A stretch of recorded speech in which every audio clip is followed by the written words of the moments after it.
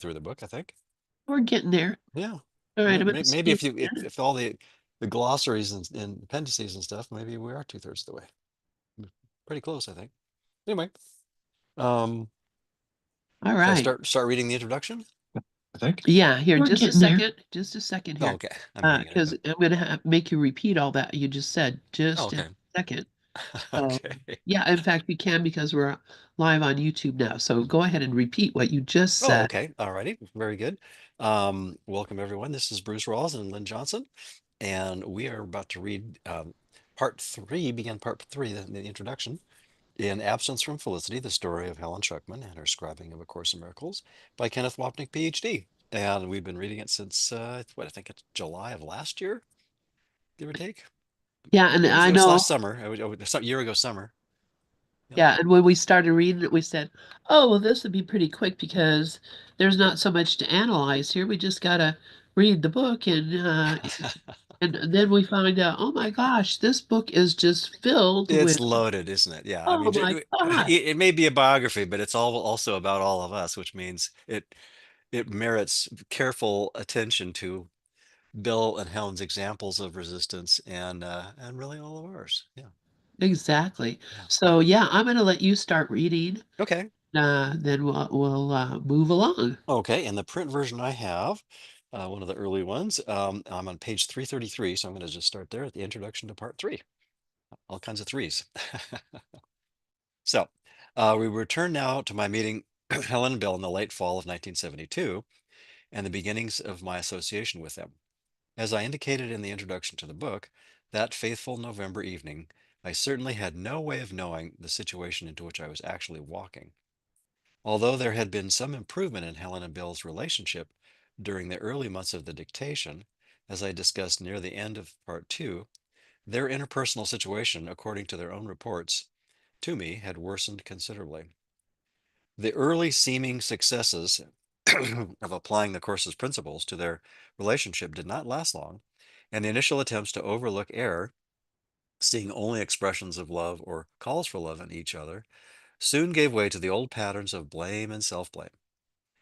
Helen and Bill were firmly convinced, excuse me, that the other, now more than ever, was the cause of all problems and failures, past, present, and future.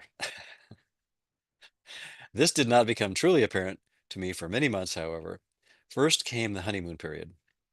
Part three begins with a chapter on the development of my relationship with Helen and Bill and continues on with our editing of the course, reflections on Helen and Bill's deteriorating relationship with each other, and correspondingly with A Course in Miracles as well. In additional scribings and an in-depth discussion of Helen's relationship with Jesus, and finally, Helen's final months in death. So there's the introduction to part three. And now we're on page 335. You want to pick up from there? Sure. Okay. Chapter 11, Summer 1973, The Cave. To reiterate briefly what I mentioned in the book's introduction, after that first late fall evening at Bill's apartment, I went off as scheduled to Israel, where I unexpectedly remained for about 5 months in two monasteries. During this time, I occasionally thought of Helen's book, in quotes, and one of my purposes for returning to the States in May 1973 was to visit Helen and Bill, look at this book, and look at this book.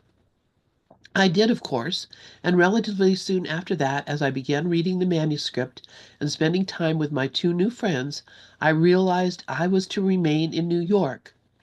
I had found my life's purpose and work.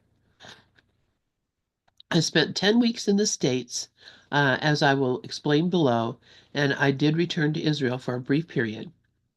A good part of this time being spent with Helen and Bill, recounting to them in great detail my own life's journey, in which they seemed interested. Man, they all had interesting lives. I also spent considerable time with each of them alone.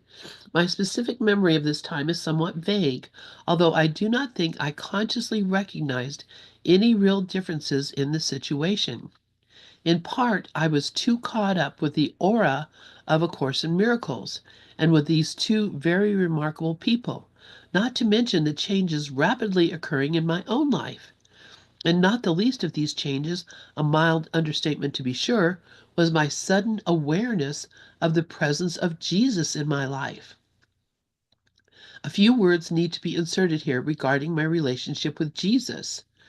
And here, of course, Ken, having been a Jew his whole life and having converted himself to Catholicism and somehow or the other relating himself to Jesus, this is going to be really interesting, right? So he says, I was, as Helen had pointed out to me, a very funny Christian. Baptized a Roman Catholic the previous September, though, as I mentioned earlier, without any identification with the church or its teachings. They just baptize anybody. And very much attracted to life as a Trappist monk. I guess they do baptize anybody because they baptize babies in spite of their belief system. So, why not adults too? Anyway, very much attracted to life as a Trappist monk. I was nonetheless curiously uninvolved with Jesus. This was all the more remarkable considering that during this Israeli period, when I was not in monasteries, I spent almost all of my time in the places associated with Jesus, having very strong experiences of God's presence while there. I even had a very powerful dream of Jesus coming to me the night before I went to Jerusalem for the first time. And yet, all the while, I never once consciously thought of the figure associated with these places, not to mention his central place in the monastic life to which I was aspiring. While back in the States this summer of 1973, I made plans to visit the Abbey of Gethsemani, the Trappist monastery I had originally thought to enter, and many of whose monks I had become friendly with. I also had promised one of the monks at Lavra Notofa in Israel to visit his family in St. Louis, not too far from the Kentucky Trappists. I planned to take a bus from New York to the monastery, but at the last minute Helen urged me to fly, saying she felt I would save time. I trusted Helen's advice, and as I was about to leave for the airport, Bill gave me an index card with one of the workbook lessons typed on it. I arrived in Louisville late that evening and reached the monastery the next morning, Ascension Thursday, the Catholic holy day commemorating Jesus' ascension to his Father 40 days after the Easter resurrection. So Ascension Thursday, in time to attend the end of the abbatical blessing, inaugurating Father Timothy Kelly as the new abbot. Helen was right. It was good that I had saved time and decided to fly. I ended up spending a week at the monastery, during which time Jesus finally showed up for me. And that's in quotes, showed up. It occurred very early Sunday morning. I was up about an hour before the monks' first prayer service, which was to begin at 3:00 a.m., and was continuing my first time reading of the course manuscript. That morning, I was reading the closing pages of the text. Excuse me, as I began the paragraphs beginning with the words, "Deny me not the little gift I ask," it suddenly dawned on the conscious, non-intellectual part of my mind who the first person of the course truly was. I had known, of course, but not really. And now suddenly I did know. Tears welled up inside me as I made my way down to the church for matins. The abbot had given me a stall midst the monks to allow me to participate directly with them during prayer, and at the close of the service I remained in the dark and silent church while the monks filed out for their period of private prayer. It would be about 2 more hours until the next service would begin, and I looked forward to being alone in the church. After a time, I began to hear what was now becoming a familiar inner voice, which I always identified with God. But now, all at once, it occurred to me in a moment I shall never forget that the voice was more personal than I had ever before experienced, and that the person was Jesus. The same Jesus whose gentle, loving, and authoritative voice was the source of A Course in Miracles. I could not contain the tears that streamed down my face, nor the inner joy I felt. It clearly had been and still has remained the central experience of my existence here on earth. I remained at the monastery a few more days, basking in the warm glow of this new friendship with my ancient friend, whose name I have known for all time. The day before I was to leave the monastery, I stood in the visitors' lounge awaiting the monk who was to drive me to the airport. I stuck my hand in my jacket pocket and discovered the index card Bill had given me. I could scarcely believe what I read from Lesson 303, originally written for Christmas 1970. The Holy Christ is born in me today. Watch with me, angels. Watch with me today.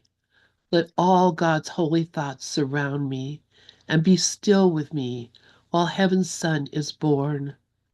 Let earthly sounds be quiet, and the sights to which I am accustomed disappear. Let Christ be welcomed where he is at home, and let him hear the sounds he understands, and see but sights that show his Father's love. Let him no longer be a stranger here, for he is born again in me today. As I continued the second part of the lesson, I knew that in my heart of hearts I had finally welcomed the Son of God, known as Jesus, as well as my true self. Two selves here, yet one self in reality. Your Son is welcome, Father. He has come to save me from the evil self I made. He is the self that you have given me. He is but what I really am in truth. He is the Son you love above all things. He is myself, as you created me. It is not Christ that can be crucified. Safe in your arms, let me receive your Son.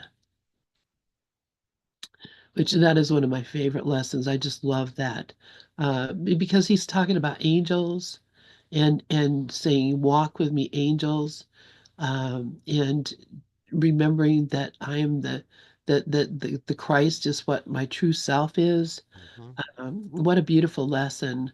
So I'm going to stop a minute and see if you have anything you want to share about this. Well, his commentary and his story is just so compelling because it's really like, okay, this is, I think, even though each of us that have, come across the course may have a different story on the level of form, the content's the same. There's that recognition that we're all looking for something that really is in our mind, and that Christ mind, whether we call it Jesus or Holy Spirit or Buddha consciousness or Rumpelstiltskin, doesn't really, the words don't matter. It's really that, as Ken Wapnick says, that then pure non-ego presence in our mind that is really the way to guide ourselves all the way back home.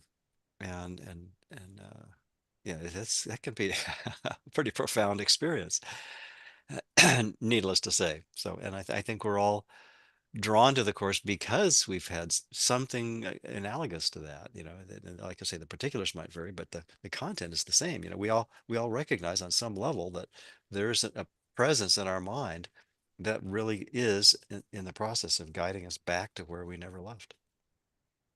Yeah, and it's so beautiful. I personally have my own relationship with Jesus was very similar in that, I spent a lot of time when I was a child in church because it was right around the corner from my house, Mm. and the doors were always open. Excuse me. And back in those days, they left the doors open, and you could go in there anytime, day or night, and say your rosary, say your prayers, or whatever. Um, but for me, that was a place where I could find real, real, real rest and hope, and just be there with Jesus. So I love that this happened to Ken, and that there's so many people that say, well, Ken didn't believe in Jesus, and Ken didn't think that Jesus was the voice of the course, and so really ridiculous things that people Oh, have had to say about Ken. I didn't know that. Not that it Oh matters. gosh. Yeah. Oh gosh. Yeah. You good. You're lucky. You stay off of the social media and don't go be looking at it. I limit myself to things that I think really are helpful. Yeah. But Yeah. you know what, we're all, have tunnel vision with perspective to, what we do with the world anyway. So Yeah. That's very true too. yeah. So, but yeah, that this whole idea of having that personal experience with Jesus. And it doesn't have to be Jesus. It could be, you don't have to give it that name. It could be any thought, any connection that you have Hmm. that reaches into your heart and connects you to your holy self, because that's what it is. It's my holy self. So, I'm just so grateful for that opportunity and to be in the place where this is not only hoped for, it's expected. Yeah, it's a, a happy certainty, you know. Yeah, It's a, a joyous realization when we realize that the outcome is certain, and we have never left. So it's a happy inevitability, really. yeah, it's guaranteed. Hmm. And that is, something that, a lot of people don't, think about is that you can't mess it up. You can't stop the Holy Spirit is your own true self. It's Hmm. your own communication device. So you can't turn it off. You can mute it for a while, Hmm. but you you can't turn it off. It's there for you. It's the Um, everything that we are, and we're just learning how unfulfilling and unsatisfying the nothing that we think we are has been for us. yeah, yeah, and that's beautiful. Thank you. Yeah. So you want me to continue reading? Sure. Okay. So Ken says, I completed the rest of my Midwestern assignment, in quotes, and could not wait to return to New York to share with Helen and Bill all that happened. Helen especially seemed more than pleased with my report, almost as if she had been waiting for this event to occur. I then began to spend more and more time at the medical center when not traveling around visiting with different people, and increasingly more time with Helen. We were obviously drawing closer to each other. And of course, the whole time I'm reading this, just an aside here, I'm thinking, he must have had, family money or something. How do these people afford to be doing all this, flying around, going here, going there, traveling? It just, I don't know, but I know that the way is made for us whenever we're ready for it. Hmm. We're given what we need to get where we need to go. And We don't know the particulars, do we? no, we don't. Yeah. We don't at all. And And we don't really need to know. no, we don't need to know. A lot Um, of times anyway. absolutely.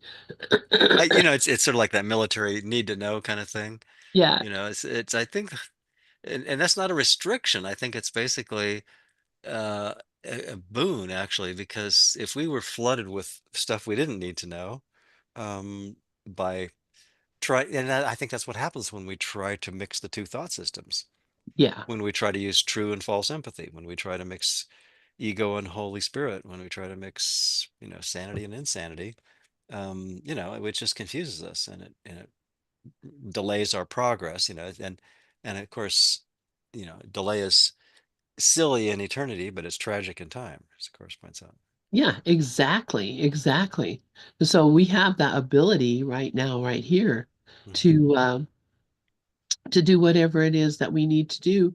Hmm. And if we're doing it, it means that, I mean, for me personally, you would never have been able to tell me, 10 years ago, oh, Lynn, you're going to not have to work and you're going to be able to sit every day and have computer systems and be able to talk to people all day about the course and to be able to hear and read about it. I would never have believed that. I'm like, no, I got to go to work. I got to, I got to do something here. I can't just sit at home and listen to the voice for God. I got things to do, but nope, this is what I have to do, and I've been given the means to do it. Hmm. And I love that. Yeah. So continuing with Ken's um, writing. A major project that concerned Helen and Bill at this time was the completion of a chapter on other psychological personality theories for the second edition of the Comprehensive Textbook of Psychiatry, a prestigious publication. This was not an easy assignment. It called for Helen and Bill to collaborate closely together professionally, an experience that in the past, as indicated earlier, was marked by a very strong mutual antagonism, although the finished product was always very fine. And Helen and Bill were not just fighting with each other; they were fighting with themselves Of in their own course. minds. Hmm. The conflict was, That's the kind of, only thing we can find is, yeah, what we think of as others is really a split off part of our own mind. yeah, and that's not necessary, and it's not what's happening here. Hmm. So, of course, they didn't know that at the time, and neither did Ken, but I'm sure he figured it out later, Yeah. because he's told us that. So, Hmm. although this was not clear to me at the beginning, in retrospect, I understood how Helen and Bill could hardly do anything together, aside from the course, without all of their grievances surfacing with a vengeance, literally. And this article was certainly no exception. Bill would write, and then Helen would edit, and back and forth they would go. The tension was so thick you could cut it with a knife. I attempted to mediate somewhat, as I was familiar with the material they were covering, and had some writing and editing ability as well. My efforts to help were not harmful, but they did little to diffuse the battleground atmosphere of the office. However, the No, no concertina wire, but visible, but probably yeah, probably, yeah. or mortar Probably trenches. like a sheet wall between the two desks, you're over here and I'm over here. Um, However, the tension always dissipated during those times when Helen and Bill listened attentively to my story or when we spoke together about the course. It was a most strange period for me, to say the very least. Here I was, on the one hand, becoming closer and closer to the two people responsible for the most remarkable book I had ever seen. On the other hand, I was observing these two people caught up in horrific relationship that was clearly far, far beneath the spiritual stature present in both of them. From an objective point, Can we pause for a moment? I yes, mean, yeah, doesn't that speak to everyone's honest self-reflection when we think about our true nature and what our capacity is and how little we use of it, not to beat up on ourselves, but to use that as a touchstone or a guidepost to say, wow, I mean, the things that I could do with my mind, and I'm getting, you know, bogged down in nitpicky minutia, and there's that wonderful little book called, Don't Sweat the Small Stuff, and it's all small stuff. uh-huh, And I think that's true of all of us, if it, and to the degree that we fight over how things should be or not be in this dream of space-time, we're basically engaging in false empathy, grievances, vengeance, murder in all of its various subtle and not so subtle forms. And it's crazy. It's absolutely crazy, isn't it? yeah, But and it's also forgivable. That's the whole point. yeah, and it's silly. Hmm. It's just silly, and I'm sure that Helen and Bill were both very aware of the dichotomy, and I'm sure that they were both very aware of, I'm saying this and doing that, that total disconnection, and yet it didn't seem like they could help themselves or stop themselves because they were so caught up in the dynamic, believing that that's what they were, and that's how things were. I And mean, silly is the word of the day. So just keep that in mind. I like that. The word of the day is silly. The silly seeming self. Yep. Hmm. All right, let's see. Okay. Let's see. From an objective point of view, it made no sense. And this was probably my first introduction to the literally nonsensical circumstances I was now making my home, and very happily, if not bewilderingly so. So it's funny from the outside, from he could see all this, but they were like not into it. Hmm. Hmm. Like, oh, Well, I think when we're on the battleground, metaphorically, we don't, we're mindless. We're basically saying, I'm, putting my mind, at least my right mind, on hold, and I'm going to engage in, the turf war that ego says will keep the self that I, think is going to help me, keep that turf war going. And it's like, well, that's just crazy. But we don't even question it most of the time yeah, until yeah, we have those, occasional sane, lucid moments, including the moment that everyone, you know, listening to this had when they discovered the course and said maybe not so many words. It's like, wow, this really has some potential here. Nothing real can be threatened. Nothing unreal exists. Herein lies the peace of God. This might be something to this stuff. yeah, yeah. I know when I first looked at the first lesson, nothing I see here means anything. It was like boom, boom, boom, because Yeah, yeah. that's what I had been, learning from my Buddhist beliefs. Um, and it was really interesting to see someone who was not from the Buddhist or the Hindu or some other Eastern tradition actually saying those words Hmm. Hmm. in a book about Jesus. Very Eastern in its Yeah. approach. Yeah, very much so. And that's why I think Bill called it like a Western Vedanta or Vedanta, yeah. yeah, it was because it basically is that same thing. Hmm. Okay, Shall I pick up from there? sure. Okay. I have us on the bottom of page 338. We're ripping right along this morning. Um, Ken continues his narrative. For the most part, I think I dismissed some of the incongruity of the two scribes fighting together like children. Or at least I set the incongruity aside in light of the clear holiness of both of them. As the weeks went by, as I shall relate below, the incongruity became more focused for me, and I soon grew to accept both aspects of their relationship, its special and holy characteristics, as fact. And there's a footnote there. It says, for a brief description of the course's understanding of special and holy relationships, the reader may consult the appendix. And there's obviously plenty of material on the holy relationship and the special relationship in the course itself. Okay, on another level, one of the items that was increasingly to occupy all of us was a cave that existed at the top of the Israeli mountain, Mount Netofa, I think it was called, Netofa.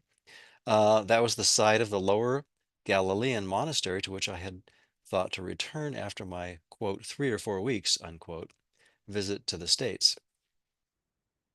It was a cave that had been dug out by the community, joined by me in the last 2 months of the work, and which was to be used as their chapel.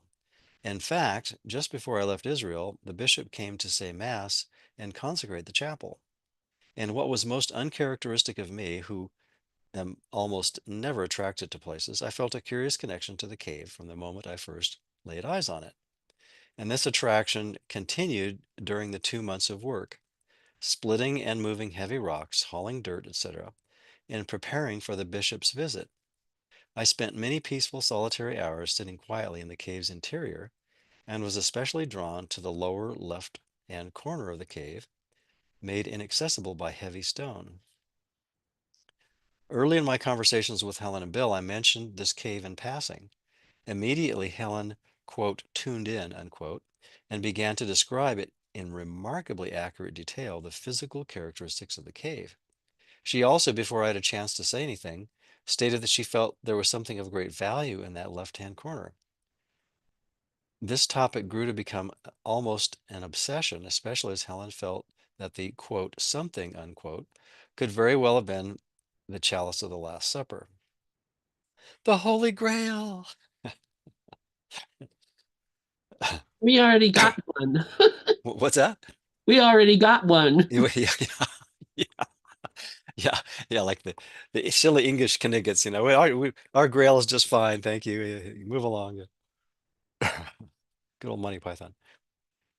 Okay. Um, Although Bill was a little more hesitant, especially at first, he too got caught up in this quote speleological mad mishigas as we grew to think of this episode later.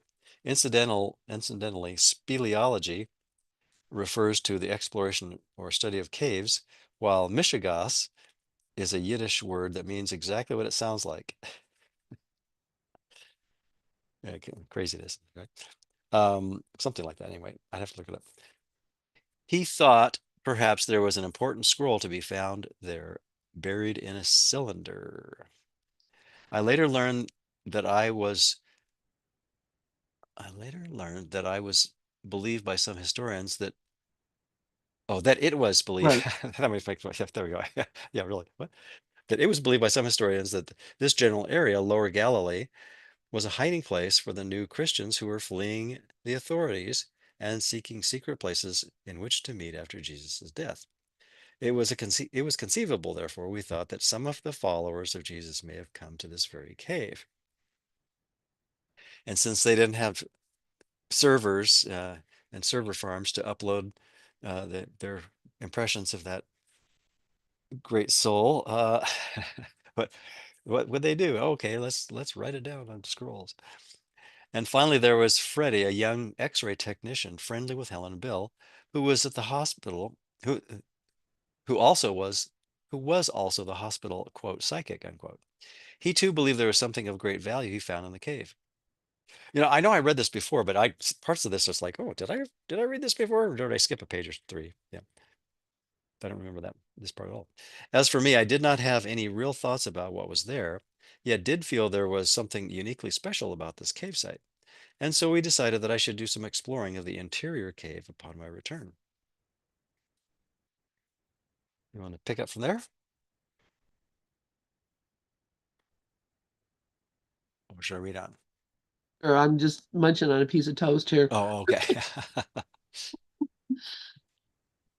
Hang on a second. Oh, sure. Well, I can read another paragraph. Okay. So, okay. You read another Even paragraph. though it was now clear to me that I was to remain permanently with Helen and Bill in New York for a number of reasons, I nonetheless felt I should return temporarily to the monastery.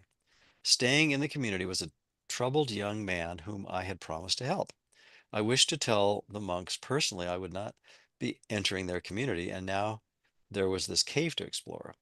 Thus, plans were made for me to return to the land to Israel in the middle of July with Helen, Louis, Bill, and Chip to come over at the end of the summer to see the cave and tour Israel with me. We then would all return to New York together. At least I seemed clear about Helen and Bill's coming over. It took a while, as we shall see presently, for them to accept and complete the plans. All right. Yeah, so now they're making plans to go to Israel Hmm. and check out this cave. Interesting. The fall of 73 is when I almost went to Egypt to record electronic music in the Great Pyramid, but that's when Egyptian hostilities reached a crescendo, and I ended up working in a five and dime store and getting a pilot's license and doing a few other miscellaneous things during my year off of school that I'd taken off. That's hilarious. Yeah. Yeah, in fact, in that year I was living in a teepee Yeah. and building a meditation hall Oh, uh, cool. for Chogyam Trungpa Huh. uh, up above Fort Collins Okay. in the um, what I think I'm not sure, but now it's not Naropa, but it's there is a stupa up there and a nice community up there. Okay. Yes. So yep.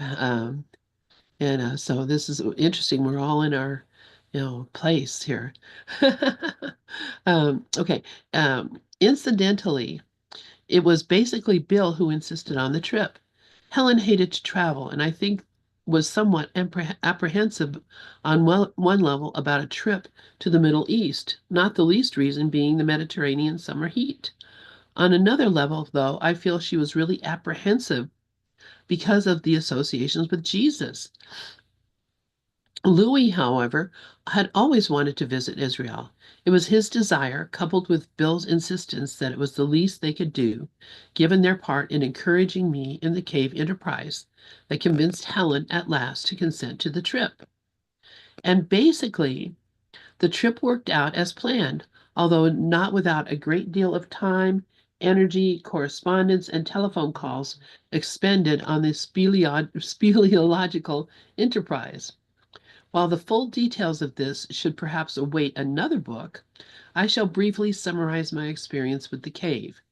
Interestingly enough, the cave and its supposed contents began to assume the same importance for Helen as did the Mayo Clinic experience 8 years earlier, with somewhat similar parallels, as we shall see, and reminding folks of the Mayo Clinic experience, Mhm, where she had a vision of a church mhm, that was going to be there when they arrived, and not finding the church and looking all over for the church and getting upset because the church wasn't there, and then finding an old brochure that showed that very church, but it had been already uh, The uh, Mayo Clinic basically was built on the site of that former yeah, church. Yeah. it had been demolished and the Mayo Clinic was built on top of the same site. Hmm. So she was seeing something from the past, which we know there's no difference, past, present, and future all are all on the same plane. So um, she just was seeing that particular that particular thing. So she was very upset because they couldn't find it. And then finally, as they were leaving, discovered that it had been there but was no Hmm. longer there. Yep. So, uh, so anyway, so there was an interior entrance within the cave itself that led, so we hoped, to the buried resting place of this unknown object. The abbot planned on sealing this entrance, which would then become the tabernacle and home of the Blessed Sacrament. I persuaded him, however, to delay the sealing for a couple of weeks, allowing me to do some exploring. He graciously consented, and so I began a 4-day, quote, dig, August 9th through 12th. Throughout the preparations for the fateful day, Thursday, that I was to begin, there was an almost daily correspondence between New York and Israel. I said, I quote from this correspondence below. And for a more immediate report on my progress, I made weekly telephone calls to Bill, Helen, and Bill as well. God, the days before the internet, huh? Hmm. But I found nothing after 3 days except some old coins and pottery shards, hardly unusual finds in that part of the country.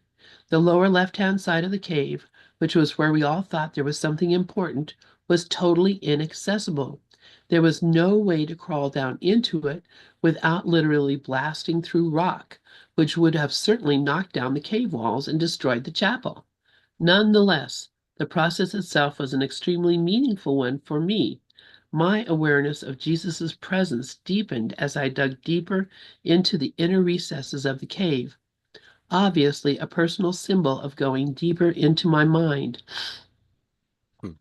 And yeah, thinking about that, the experience, because people go to Israel because they want to walk where Jesus walked, they want to sleep where Jesus slept, thinking that physical closeness, proximity wise, to where that being had been in life Hmm. would somehow give you a better relationship or something. Uh, Right. Level of confusion as it's as it's yeah, usually for, and it's easy to do, we have phrases like sacred sites, it's like, well, yeah, what makes any site sacred? Well, it's really the thought system that we bring to it, right? It's not the geography, it's not the specific space-time coordinates in a dream. It's got to be what part of my mind am I using? that's right. And when you recognize that there's no time or space and that, these places are there's no difference between any of them. They're all the same thing. So, but at the time, it was all symbolic, and it's still all symbolic, right? Hmm. So, so as I dug deeper into the inner recesses of the cave, obviously a personal symbol of going deeper into my mind. I decided on Saturday, the third day of digging, that Sunday would be my final attempt, regardless of what was found or not found. And then, excuse me, sorry, as we had arranged previously, I would call Helen and Bill on Monday. Awoke early Sunday morning from a very happy dream in which a little girl, the niece of one of the monks who was currently staying in the monastery with her mother, was happily jumping on my chest, and together we were singing the Walt Disney song Zippity Doo Dah, climaxing, climaxing with the words, "Everything is satisfactual." That's great. I hadn't thought of that song in a long time. I know. Thank you, Ken. Hmm. I then walked up the small hill on the way to the cave. The sun was just rising, and in its pristine brightness, I could almost see the risen Jesus and feel the rising joy of his resurrected life in me. I knew this morning would bring something. I entered the interior of the cave for the last time, and not too long afterwards, while digging in an area I had already been through, found a stone carved ring. It had etchings on it that I could neither decipher nor recognize, though it seemed ancient indeed. I felt a great joy, even though this was clearly not what Helen or Bill had envisioned. But I felt then that the ring symbolized a gift from Jesus to me, symbolic of a wedding between our two selves. For me, it was the culmination of the entire summer, beginning with my Gethsemane experience. I left the cave shortly afterwards, overflowing with gratitude for my wonderful gift. Can you imagine finding a thing like that? Oh my gosh. Ken Uh, Wapnick, yeah, archaeologist, archaeologist. as well as author and lecturer and Yeah, Indiana so much Ken. more. Yeah, yeah, yeah, really. Doo, doo, Yeah, doo, doo. really. Bum, Out bum. there. I called Helen and Bill the following day, and although Helen especially seemed disappointed, I think on another level she was relieved that nothing had come out of this brief sojourn into the realm of magic. I also think my enthusiasm for the experience, regardless of the negative, quote unquote, negative outcome, um, uh, helped to buoy her spirits. We then began to complete the plans for their coming over. But before I continue this narrative, let me discuss the aforementioned correspondence between me and Helen and Bill. Among other things, Helen's letters illustrate her sense of humor and her ongoing struggles with faith in a Jesus whom she, despite her protestations to the contrary, obviously believed in and loved. It was also clear that she had accepted choices she had already made on another level, but which made no sense to her rational, logical mind. I cite some excerpts from Helen's letters to me and from some of Bill's as well, although he was not the correspondent Helen was. So before we go on, I know you have something to say, something I just wanted to say. Um, there are many, many people who will say Helen was not religious, she was an atheist, she didn't even believe in God. Obviously they have not read any of this stuff Mhm. because it's so clear that Helen was deeply spiritual, Yeah, yeah. deeply connected. There was no doubt in her mind that there Mhm. was a God. She may have called herself an atheist, but it's because she didn't believe in the God that the world believed in. Exactly. Yeah. She knew And that. I think, just to say that religion and spirituality are the same, is well, it's silly because there's so many religions that really miss the point, at least the superficial aspects of them, the the deeper forms of a lot of them. um what's the word I'm looking for? The esoteric varieties of many of them, certainly do plumb the depths that the course does, but so much of the superficial, as Ken points out in the course as well, the formal religions, where it's really, sort of almost pun intended, emphasizing the form and the behavior, miss the point entirely. That what our real essence is has to be beyond form, beyond the space-time appearance of things. Right? Exactly. Yeah. Excuse me. So yeah, I'm going to let you read on, and Okay. All right. So the first letter was July 17th. It begins, Ken, dear, needless to say, I'm very uncomfortable about the whole thing, in brackets with the cave, close bracket, and would much rather skip it, especially being the nervous type. I also strongly suggest that you check it with him. And then there's a footnote there. It says, see above, page 226, footnote 49, for an explanation of Helen's use of capital letters for it's related to Jesus. And there's a whole lot of conversation about that in Ken's work about how Helen was crazy about capitalization, and it was one of the challenging things about editing the course. Okay, um, let's say because I wouldn't want things to get out of hand, meaning his. As for me, all this seems kind of nutty. Ken, dear, it was lovely having you with us, although I am quite confused at the moment. I hope all this works out somehow, and I suppose I don't have to know. Your certainty was a great relief to Bill and me, and I sure miss it. Well, maybe you'll find something even if it's only truth. Well, even if it's only truth. Oh, that's a great line. yeah, really, that's amazing. Just only this, Yeah. not. Yeah. There's, Ken says this, there's the humor. Okay. July 20th. Ken, dear, and then some ellipses. We had a wonderful time together, in brackets, the 10 weeks prior to my return to Israel, the close bracket, didn't we? I can't help wondering where we go from here. I think I read something about trust somewhere, but I'm not too good at it yet. Yeah, join the club, huh? We're all working on trust. We're doing our lessons, though, and I think they help. I particularly like the 11 colon 15 one with you, Helen, and then in brackets, Helen, Bill, and I had agreed to meditate on the daily workbook lessons. Oh, every day at 11:15 a.m. in New York time. Okay. The feeling of joining is very heartening, and I'm so glad our group finally got started. And then see below the letter of July 31st. Okay, and then the third letter, July 23rd. Ken, dear, it was kind of wonderful talking with you this morning, and it came through clearer than a local call, too. We're very anxious to get some letters because we gather that some happy things have been happening. I got largely bogged down after you left, and Bill and I miss your cheery enthusiasm, which, I'm afraid, does not really characterize either of us. Poe's Raven may be surrounded by Gestalt psychology and then in brackets a reference to the chapter on personality theories Helen and Bill were writing, close bracket. I don't think we'll ever finish the chapter, and if we ever do, I won't like it. I'm so hoping that there really is something in the cave. It would be hard to overlook that, I should think, although Bill says probably I could. Jonathan, in brackets Louis, says very pleasantly, though, that we're all crazy.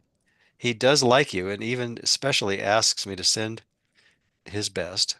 It does seem odd that Freddie, in brackets, the hospital X-ray technician I mentioned above, was so specific and seems to have seen very much the same thing that we did. I wish I knew if it's a real thing or a symbol or maybe both. Waiting is very hard for me, especially on something like this. I suppose there's an off chance that Jonathan is right. After all, perhaps not. Oh, still, perhaps not.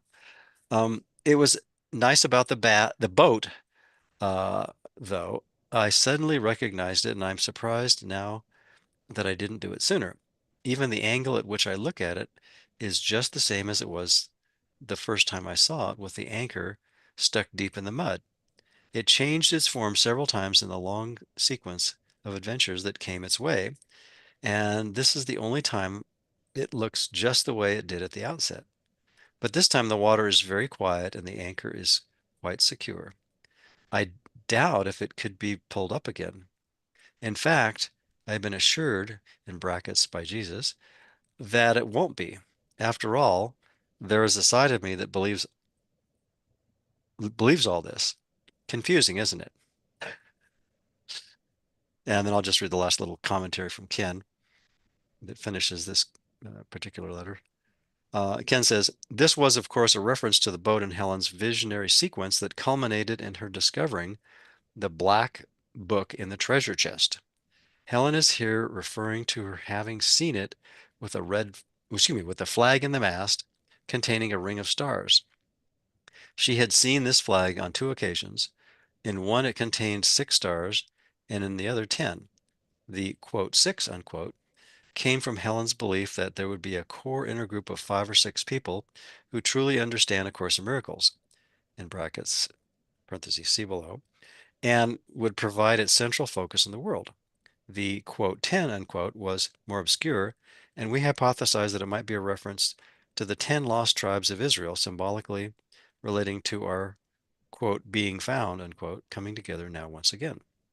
Bill and I occasionally kidded Helen about the 10, saying that she had increased the magic number from 6, with magic number being in quotes.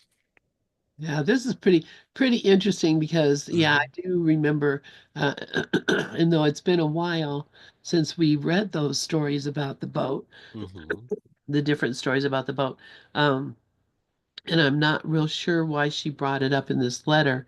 There must have been some discussion on the phone call about the boats because I hadn't, it wasn't like she had a new vision or something.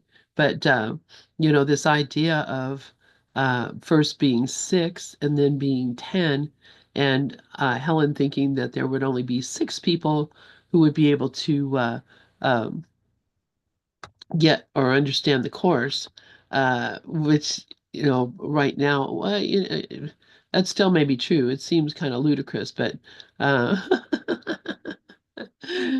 I think that a lot more people than she would ever have imagined came to know or understand the course and to love the course.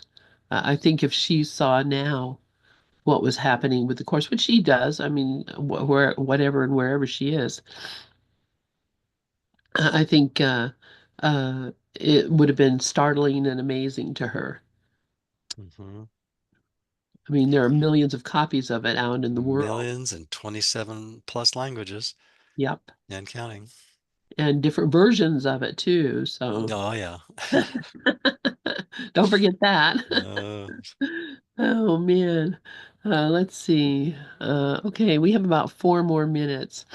Um, I think I there's time for another couple letters there. yeah, okay. Yeah, You want me to read? sure.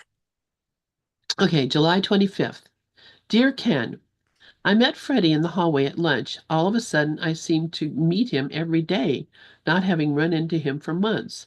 I don't like to mention this, but he wants me to be sure to tell you not to throw away any bones you may find.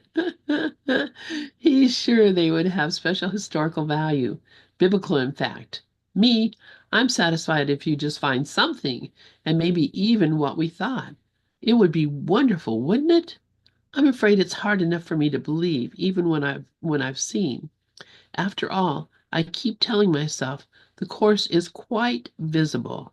I continually reminded Helen of this last statement in the years to come. Oh, Ken says, I continually reminded Helen of this last statement in the years to come, as I shall discuss below. July 28th. Ken, dear, and I do especially thank you for praying at the shrine of Mary Magdalene for me. I sure could use it. This is Ken. Helen had a special attraction to Mary Magdalene, just as she had with Mary, Jesus' mother. I had written Helen that I remembered her while standing in front of the altar to Magdalene at the Church of the Holy Sepulchre in Jerusalem. The letter continues. Bill and I had lunch and sat in the park a bit, and then I got a yen to go to church. So I heard Mass at St. Francis Xavier's. Frankly, nothing much, if that. I'm afraid I've got got very uneasy about going to Israel and the whole chalice bit. Seems I'm not going to find the Grail. Seems I won't be happy pretty much whatever comes of it. And faith seems to be largely a secondary effect.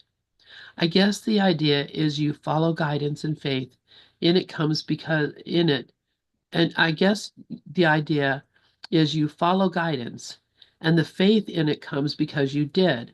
That's roughly what you do, isn't it? Anyway, I'm so glad he, Jesus, keeps his eye on you. He'll probably get around to all of us in time. Meanwhile, we think of you a lot and do look forward to your letters. There's so much hope in them. A little bit even rubs off on my fingers. Love again, Helen. That's great. That is really great. All righty. Well, we covered some ground today. I think we read over a dozen pages, which is pretty phenomenal for our usual uh, rate. Yeah, Good stuff, huh? absolutely. Yeah. And Yeah. I have to wonder, and maybe it says somewhere else, what did Ken do with that ring? Probably a secret decoder ring that we will never Well, see. may have been. May have been like the Rosetta Stone. Might end up in a Cracker Jack box. We don't know. Oh my Uh, well, gosh. thank you, Lynn. As always, I look forward to picking up where we left off today next week, and have a great week, everyone. All right. Thank you so much, Bruce, and I love you so much, brother. Likewise. Bye for now. What a good friend to have. And oh, by Likewise. the way, I've been watching and playing some of your you sent me the ones about uh, what do you call it, uh, attraction, and Okay. I started going through, and so I've been playing some of your Oh, great. interviews, and man, you know some pretty famous people. Anyway, I love you, Bruce. Thank you so much. Likewise. For Have a great week, and